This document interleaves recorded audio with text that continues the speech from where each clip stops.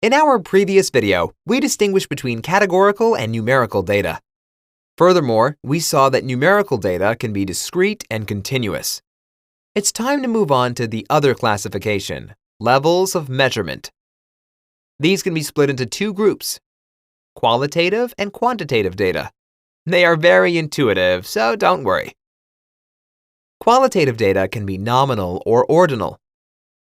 Nominal variables are like the categories we talked about just now, Mercedes, BMW, or Audi, or like the four seasons, winter, spring, summer, and autumn. They aren't numbers and cannot be ordered. Ordinal data, on the other hand, consists of groups and categories which follow a strict order.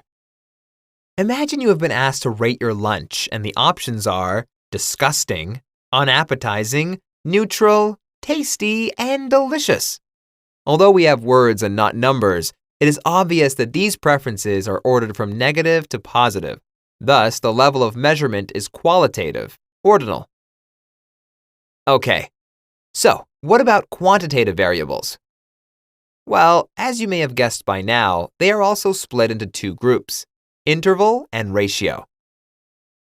Intervals and ratios are both represented by numbers but have one major difference.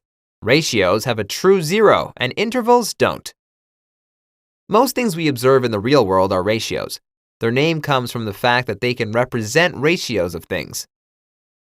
For instance, if I have 2 apples and you have 6 apples, you would have 3 times as many as I do. How did I find that out? Well, the ratio of 6 and 2 is 3. Other examples are number of objects in general, distance, and time. All right, intervals are not as common. Temperature is the most common example of an interval variable.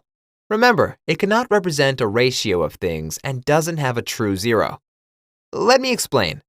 Usually, temperature is expressed in Celsius or Fahrenheit. They are both interval variables.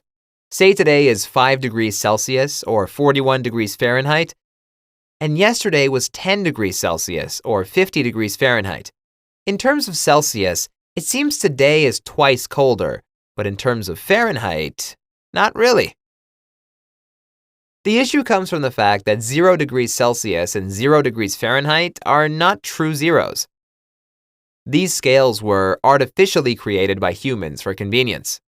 Now, there is another scale called Kelvin, which has a true zero.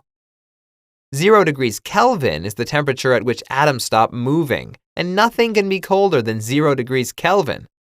This equals minus 273.15 degrees Celsius, or minus 459.67 degrees Fahrenheit.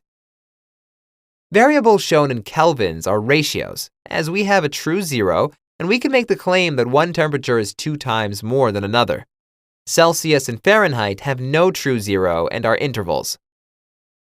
Finally, numbers like 2, 3, 10, 10.5, I, etc. can be both interval or ratio, but you have to be careful with the context you are operating in. All right, we've quickly gone through the types of data and the measurement levels. Stick around to see the types of graphs that are used on a daily basis.